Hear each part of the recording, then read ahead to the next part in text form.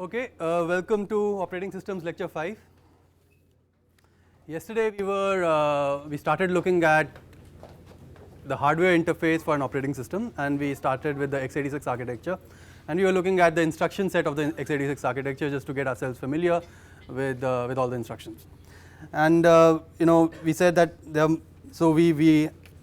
here's the syntax of the x86 instructions on this side, and this is the AT&T syntax, where the destination operand is the last operand and the source operand is the first operand, or if there are three operands, then the first and second operands are the source operands. And there are these different addressing modes which you may have already studied in your computer architecture class. So you can move register to register. There's the register mode. So every instruction can operate in either of these modes. You could very well replace move with add or subtract, and it means the same thing. It means the corresponding thing. Move $0x123, this is the immediate mode. Basically means that assign immediate value 123 to this register.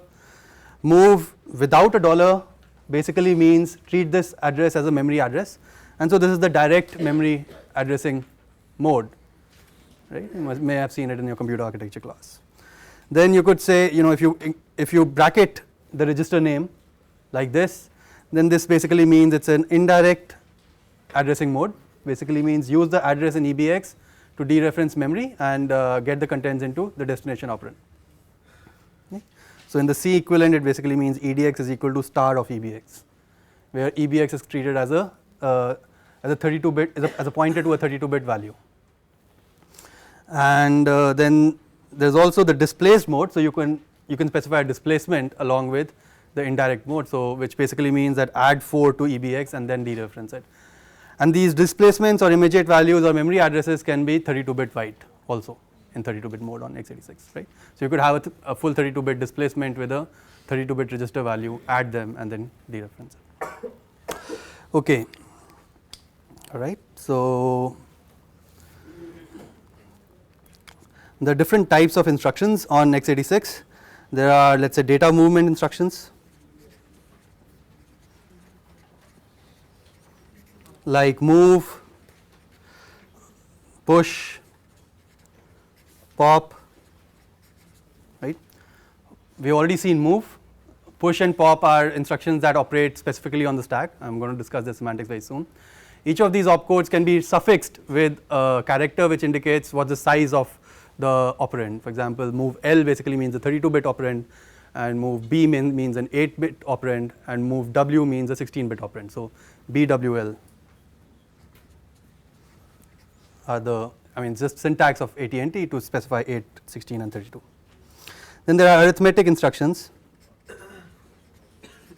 like add, subtract. What are BWL? BWL are just suffixes to opcodes which specify the size of the operand, right?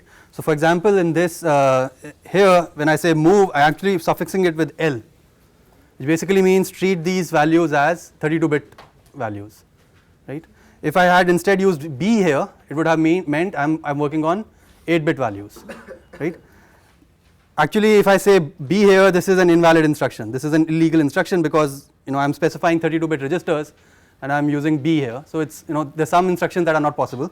So L is the only valid legal value here. But if I want to say, for example, move W, I would want to say move W AX BX, right? Often the suffix is inferable from the operands. So for example, if I didn't say W and I just said move AX BX, the assembler would be able to figure out that it's a 16-bit operand, so it'll itself, for example, suffix it with W. But for some cases, it may not be possible to infer the operand size.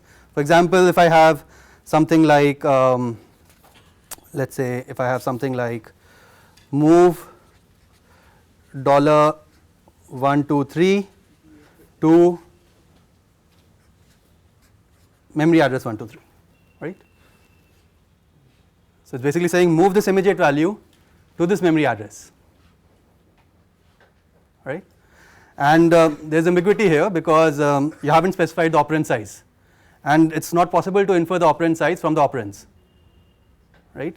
So move W will mean treat this as a 16-bit value and store only 2 bytes to this address, and move L would mean treat this as a 32-bit value and move it to. So in such instructions you are required to specify a suffix, otherwise the assembler will say there's some ambiguity in your code, right?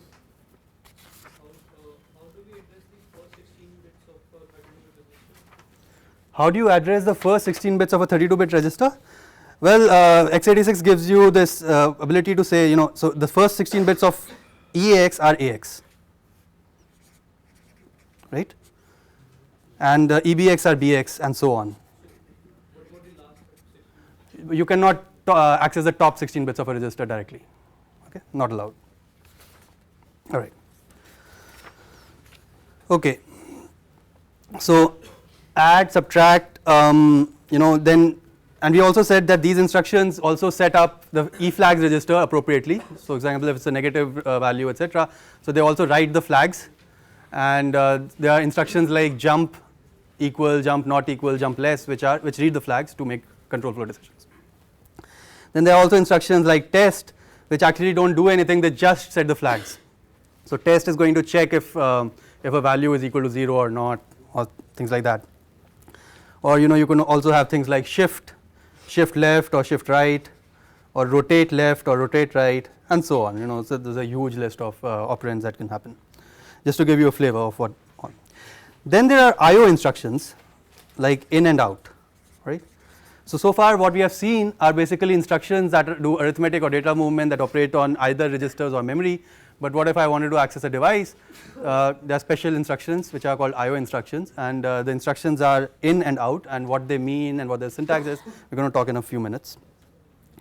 Then there are control flow instructions like jump, jump equal, jump less than, jump greater than, and so on. So lots of different things. And then there are special instructions for function calls. So there's an instruction called call, and there's an instruction called return, which are basically equivalent to saying function call and return, and what their semantics are we're also going to discuss in a few minutes. Right? Okay, and then there are some instructions which are called string instructions. Right? So string instructions are of this type: move SB, where SB stands for move a byte of a string, right?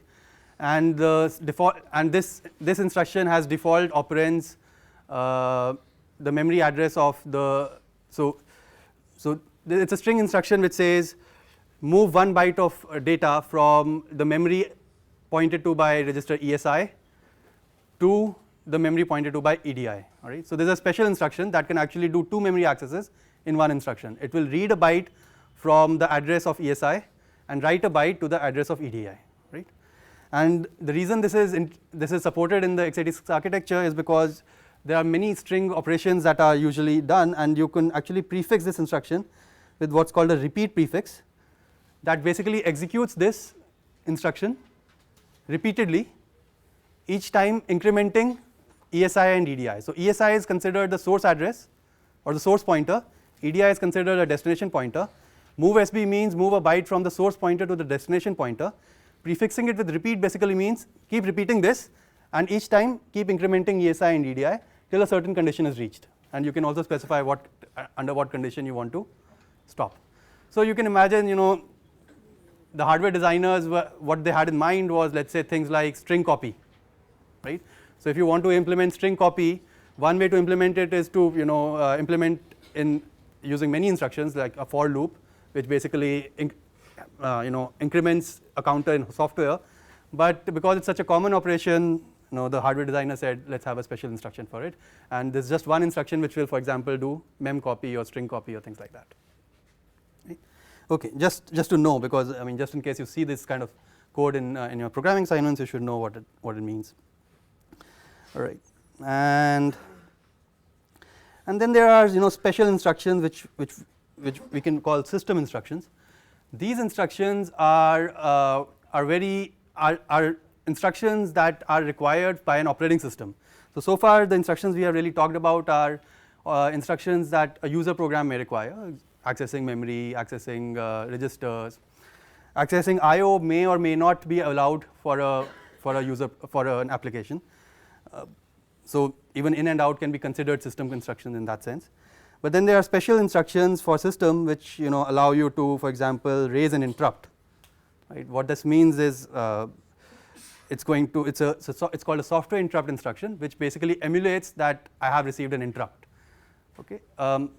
How it's used, what it means, etc. We're going to look at in a moment, but just to give you a flavor of what exists. And then there is another instruction called iRead, which says return from an interrupt. Right? So you can simulate an interrupt, you can get into the interrupt handler, and then you can have a return from interrupt instruction. Okay, never mind. We're going to look at it in more detail in a few minutes. Sir, the in and out instructions, do they take input from keyboard and print to console, or?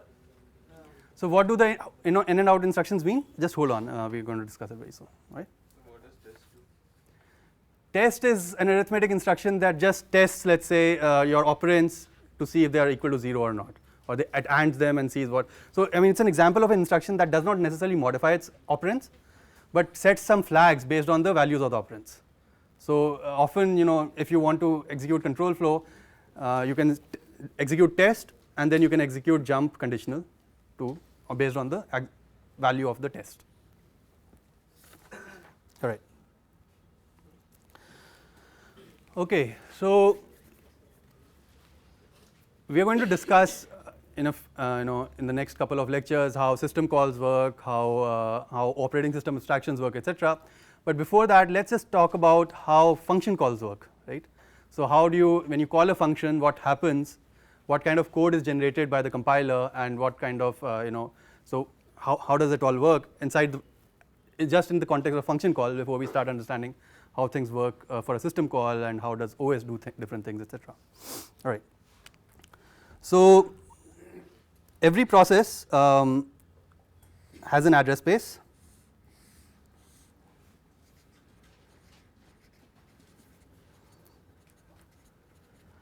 All right, and in the address space there is one pointer which is the stack pointer, or the 32-bit x86 architecture calls it the ESP, extended stack pointer.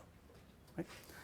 And this pointer, basically the semantics of this pointer are that it points to the top of the stack. Okay. And the other convention on x86 is that the stack grows downwards. Right? So the stack is initialized at some value, and then if you for example call a function, then the stack is going to go downwards. If you allocate a local variable, the stack is going to grow downwards. I assume you have seen the use of stack in other courses like programming languages or architecture for doing function calls, right? Yes? Okay. All right. So okay. So there are some instructions that actually access the stack. So for example, push, I can push a register onto the stack, or I can push an image value, or I can even push a memory operand onto the register, right? So this can be replaced by a register, image or memory, whatever you like. Basically means the semantics of this are subtract 4. So in this case it's a push L because I'm pushing a 32-bit value. 32-bit means 4 bytes. So it basically means subtract 4 from ESP, grow the stack downwards, and move EAX to the memory location pointed to by ESP. Right? That's what push means. So here's an ESP, you call push, it's going to decrement stack and it's going to put EAX in that. So in other words, what's going to happen is if this was ESP, let's say this was ESP and it's pointing here, then when you call push, what will happen is ESP is going to now point here, and this memory location will now contain the contents of EAX, right? Okay. Similarly, pop EAX, basically has the opposite semantics. So let's say this is ESP. I call pop EAX. What it's going to do is it's going to move ESP, contents of ESP into EAX and add 4 to ESP, right. So in other words, let's say ESP was pointing here, you executed pop. What's going to happen is whatever was contained here is now going to go to the EAX register, and stack pointer is now going to point here, right. So push grows the stack, pop shrinks the stack. All right. Okay. Then there is function call, right. So we saw that there's an instruction called call. So I can actually say call, some address 1 2 3 4 5, which basically simulates a function call. And so in this case what happens is, let's say here's the stack, and before this call instruction ESP was pointing here. So call instruction is going to do what? It's going to push the current EIP, right. Notice that no such instruction exists. I'm just using it to explain it to you what the operations of this are, right. So it's going to push the current EIP after it has been incremented. So as soon as the instruction is fetched, the EIP gets incremented, and the incremented EIP is what you push onto the stack, right, and then you jump to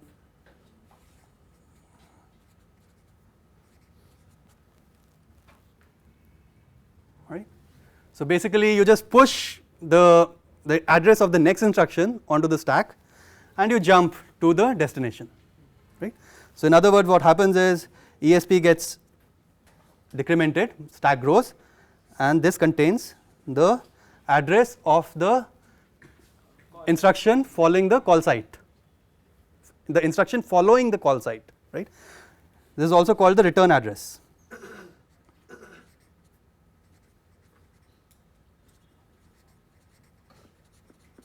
Right.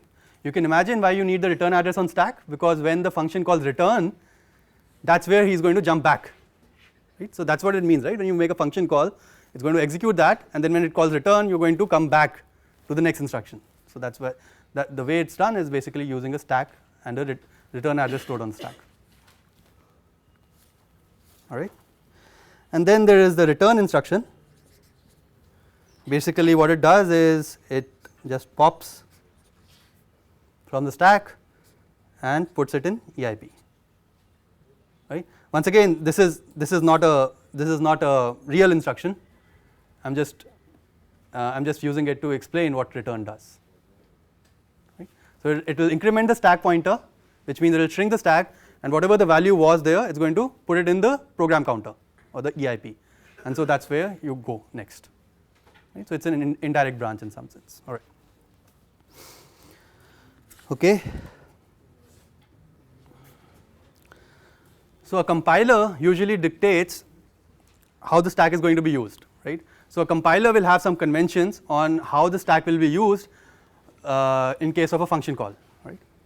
So typically you would have different functions in different files, and each function will be compiled separately, and the compiler will have some conventions on how this function body should be organized such that it can fit in well with the caller and its callees, right.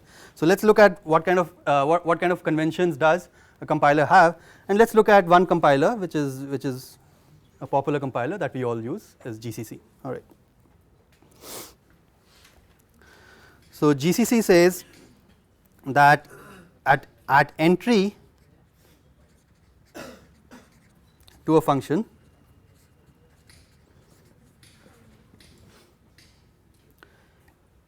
EIP will point to the first instruction of the function.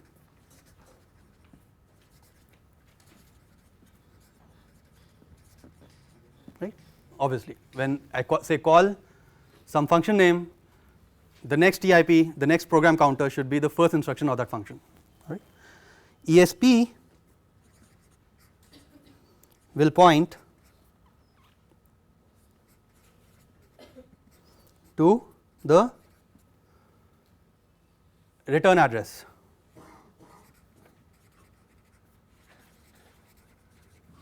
Right?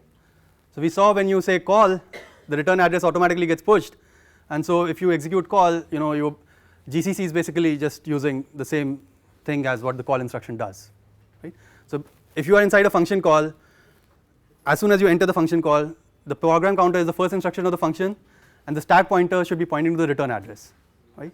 So if the first instruction of the function is, let's say, return, then you just go back to the return address. All right? And ESP plus 4, all right. So this is, as you can see, it's a very 32-bit architecture specific thing, 4 bytes for the return address. It's assuming that return address is 4 bytes, and ESP plus 4 should point to what? Yeah, the first argument of the function. All right. So in other words, if there is a function foo and I make a call to foo, at this point my stack layout must, and let's say the foo takes 2 arguments, int a, int star b, then if at entry to the function, ESP should point somewhere in the address space. Wherever it points, this should be the return address, right, and this should be a, right, and this should be b, and so on. Right? If there are multiple arguments, they just stack on top of one another. Right? So that's the convention of a compiler.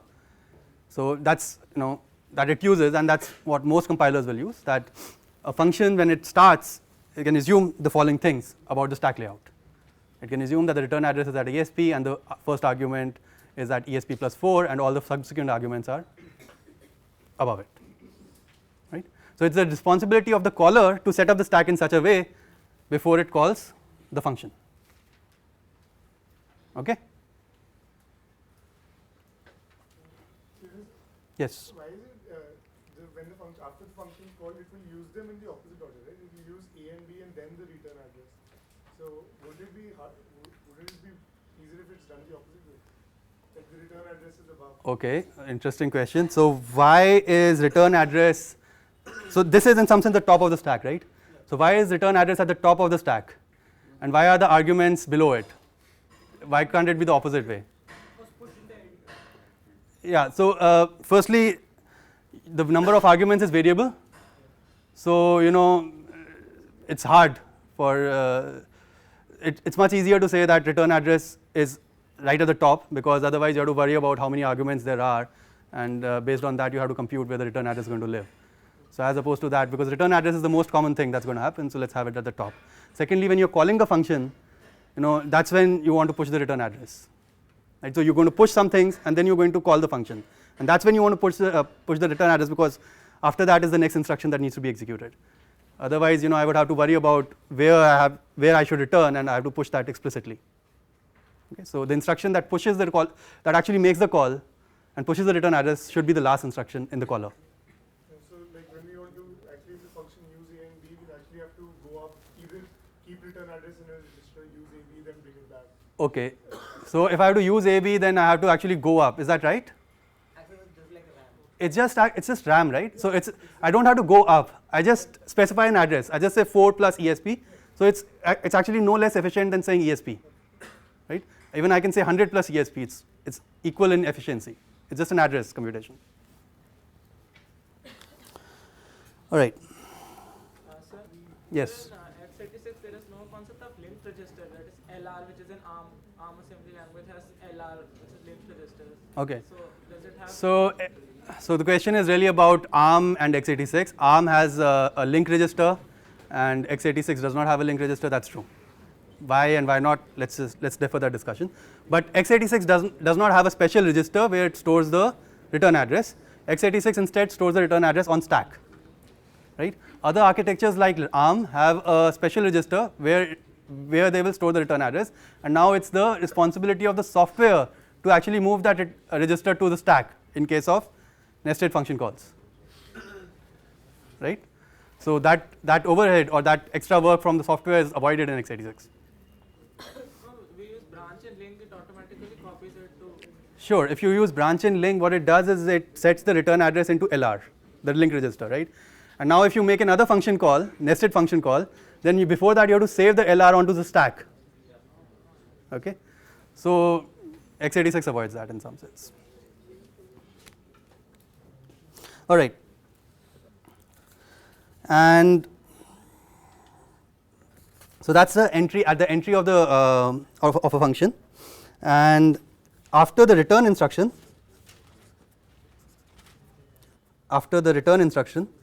or after the function return, the stack should be organized as follows. EIP should point to the return address, all right. ESP should point to the arguments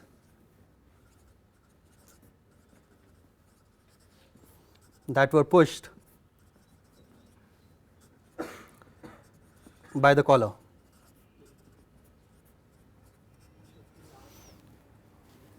All right. Shouldn't it be last argument or first argument? All the arguments, right? So at function return, the stack should be exactly as the caller left it before calling the function, right? So I'm basically specifying a contract between the caller and the callee, right? There's a caller which is calling the function and the callee which is being called, right? And there's a contract between the caller and the callee, and that's what I'm specifying here. And ESP should point to the arguments that were pushed by the caller. The function may have trashed, the called function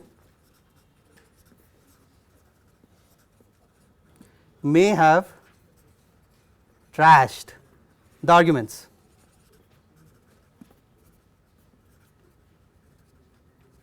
All right. So for example, if I call foo int a int star b, foo is free to change the value of a, all right, and when it returns, the caller shouldn't assume that the value of a is exactly what he had sent it, as it had sent it. It should assume that the stack is laid out in the same way, but it shouldn't make assumptions on the values of the arguments, right? Just a convention of the compiler, right? The other thing is EAX should contain the return value,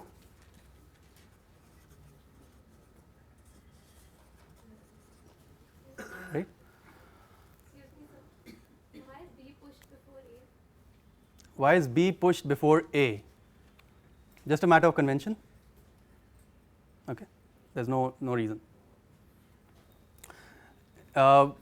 One reason potentially could be that there's some functions that actually allow variable number of arguments. For example, printf allows you a variable number of arguments, and the number of arguments depends on the value of the first argument, which is the format string, right? So to be able to support this kind of thing, the first argument should be right close to a ESP, and all the other arguments can be variable. Anyways, the caller has to remove all the arguments and the return address from the stack, right?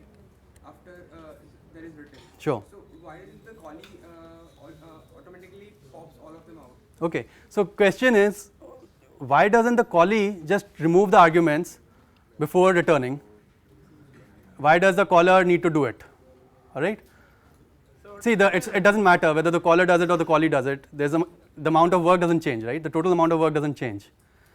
It's just easier to organize it in this way because the return address is at the bottom. So the callee just returns, and then the caller can clean up the stack above it, right? So the cleaning of the stack is done in the same order in which the stack was set up. basically. Right. EAX should contain the return value, and then there is another convention which says certain registers can be overwritten. So for example,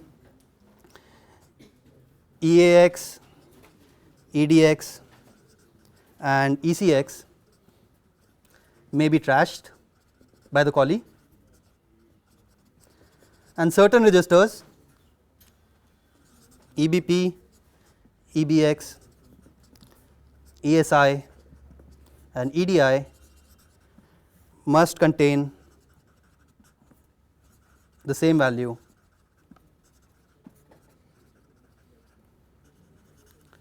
as at call time. Right. So here's another convention which basically says certain registers are allowed to be overwritten by the callee, and certain registers must have exactly the same value as the callee, as at call time. Right. Okay. So the terminology is these are called caller save registers,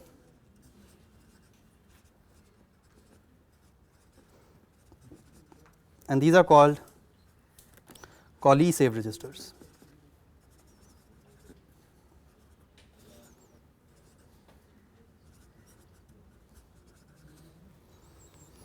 Right. Basically means the callee is free to trash these values registers, so the caller must save them before making the call if it actually cares about those values. Right. On the other hand, these registers, the caller has a contract with the compiler that these are not going to be modified, so it doesn't need to save them. If the callee does need these registers, then it's the responsibility of the callee to save them and then restore them before returning. Okay. So if the caller and the callee follow this contract, apart from that a called function is allowed to do anything else it wants. Right. So the called function can do anything it likes, but it should ensure that on return EIP will point to the return address that was pushed on the stack as the stack was set up on function entry. ESP will point to the arguments as I had set them up to be. It may have trashed the arguments, I don't care. EX will contain the return value. These registers I may have overwritten, but these registers must contain the same value as at call time. Right. If this contract is followed, I can call different functions, and I don't and I can compile these functions separately and call them from one another, and they will all work. They can be hooked together easily. Right. They need to follow this contract. Apart from that, they can do anything else. All right. In your homework, we'll ask you a question on why do you need separate caller and callee save registers? Why does it make sense to say that some part of the registers should be saved by the caller and some part of the registers should be saved by the callee? Why can't we just say all registers should be preserved, right? In which case all registers become callee save registers. Or conversely, we could have said all registers can be overwritten, may be trashed, in which case all registers become caller save registers. Both these are options, but compilers usually take the middle path. Half the registers are caller saved and half the registers are callee saved. Something to think about. All right. We're going to discuss that later.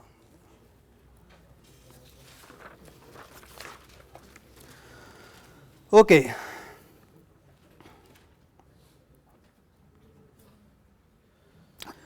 Finally, on a function call, so at the entry of a function call, the stack looks something like this. This is the return address. This is argument 1, this is argument 2, and so on, right? And the function now gets to execute. Typically, what GCC does is it will also, so the first instruction in the function would basically also save the current EBP value, so call it the saved EBP, right? And so it's going to push EBP. So the first instruction of a function will typically be push EBP, right? Let's say this is the first instruction of the function foo, So first instruction is going to push the current value of EBP, and it's going to set the current value of stack pointer to EBP, or move ESP to EBP, right. What's it doing? It's basically saying that, alright, so let's see what happens. I'm going to push EBP, so ESP becomes this, and then I basically say move ESP to EBP. So what happens is EBP becomes this. Then the function may have some local variables, and so it's going to allocate some local variables, and the way it allocates local variables are also on stack. So one way to allocate local variables is keep pushing the values if they are initialized, or just subtract a value from the stack. So you know the size of the local variables. If there are like 10 variables, if there are 10 integers in the local variables, then you will just subtract ESP by 40, right. And so ESP will point somewhere here, and you can dereference these local variables by using the appropriate offset in ESP, right. And EBP is now pointing to the ESP value at the start of the function, right. So in other words, EBP is acting as a frame pointer, right, and you can use EBP to actually dereference the arguments. So if you want to get to the argument number 10, then you just say EBP plus 4 plus 10 into 4, right. That's argument number 10 if all arguments are integers, let's say, right. So it acts as a frame pointer, and the saved EBP is the frame pointer of the caller, right. The saved EBP is the frame pointer of the caller, right. So I made a call. At the entry of the function, the EBP value would still be the frame pointer of the caller. I first save the frame pointer of the caller, then I modify the frame pointer to my own frame pointer. I just modify EBP to my own frame pointer, and now I start allocating local variables, right. So that's at entry, and before I return, what do I need to do? I need to do the opposite, which is what?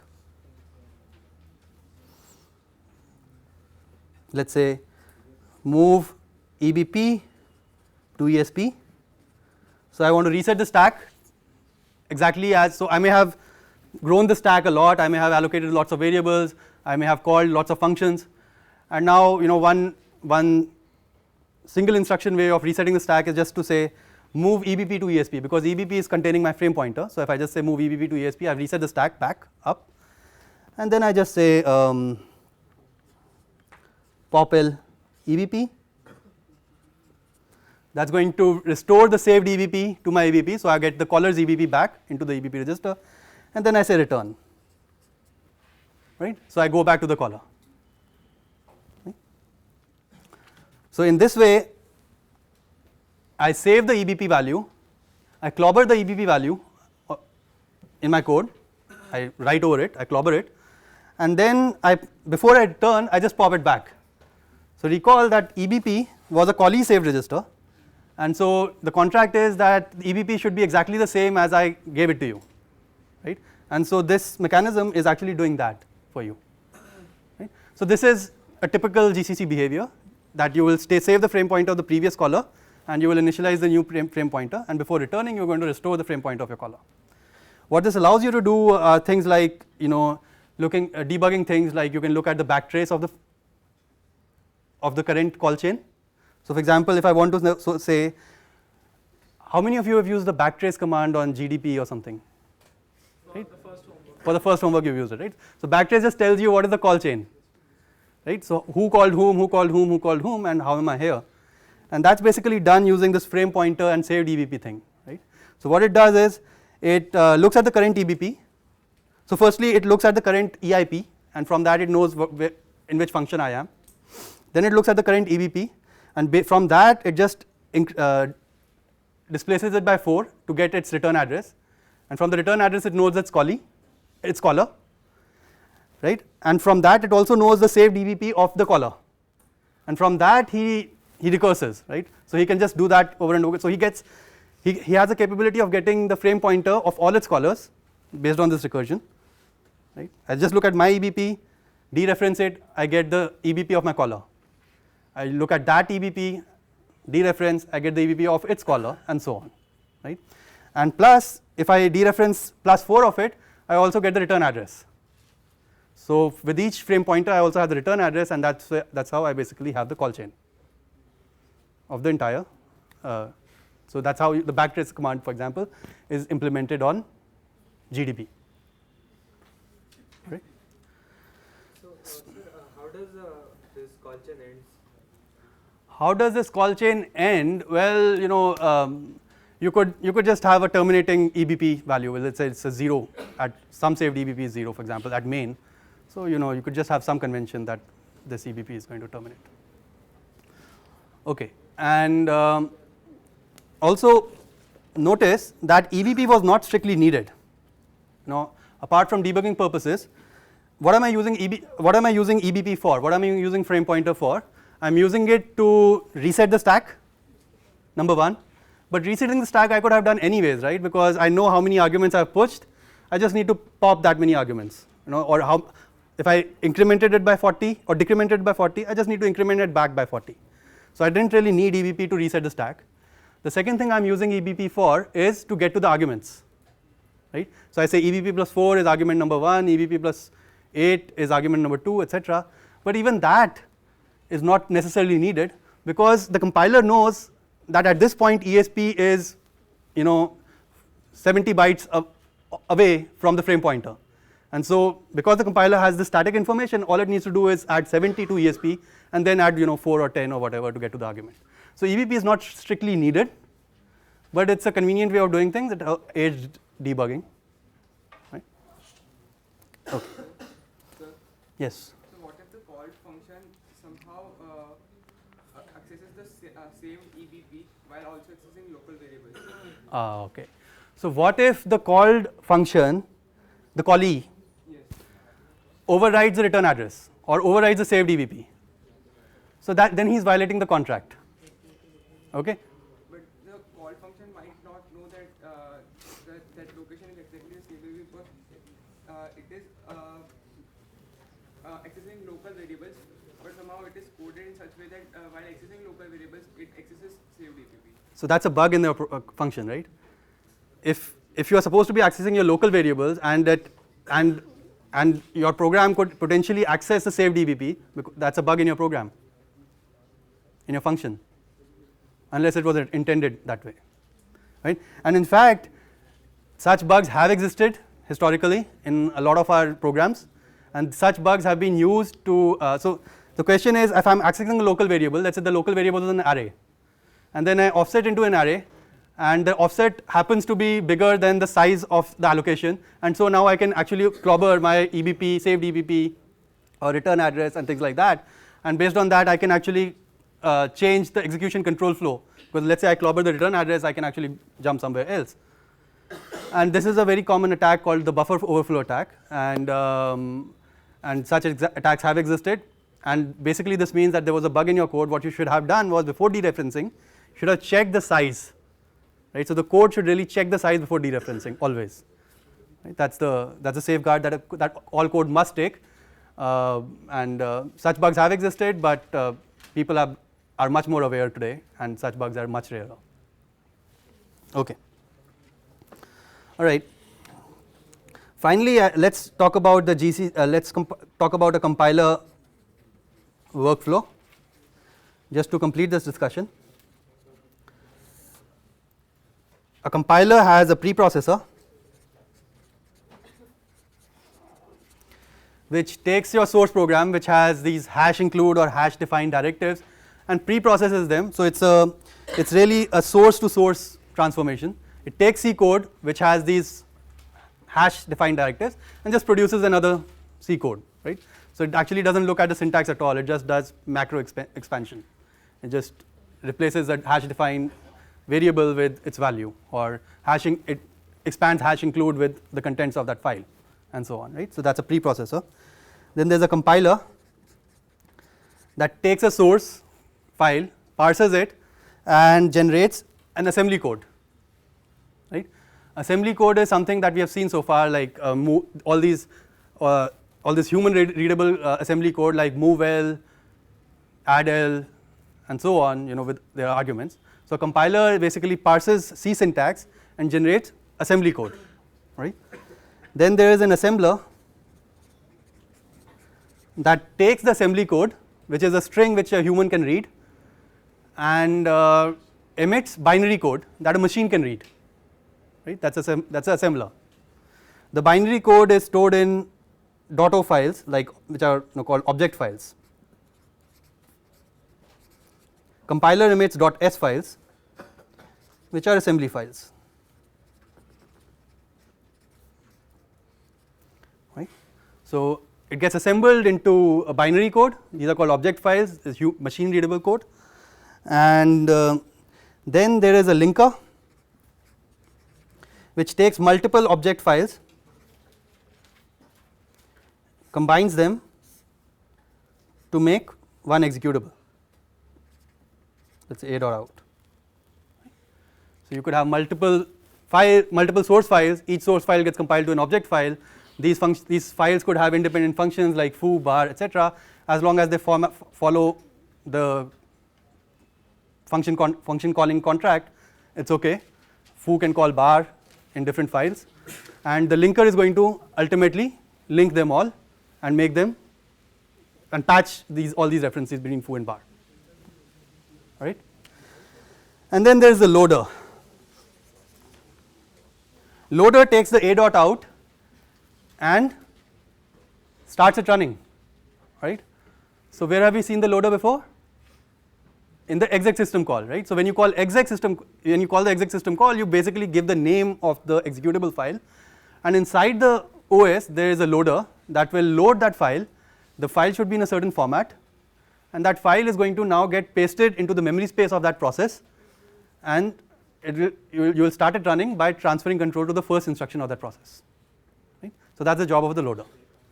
So that's how that's the workflow of a compiler, a linker, and a loader. All right, so let's stop here and we'll continue next time.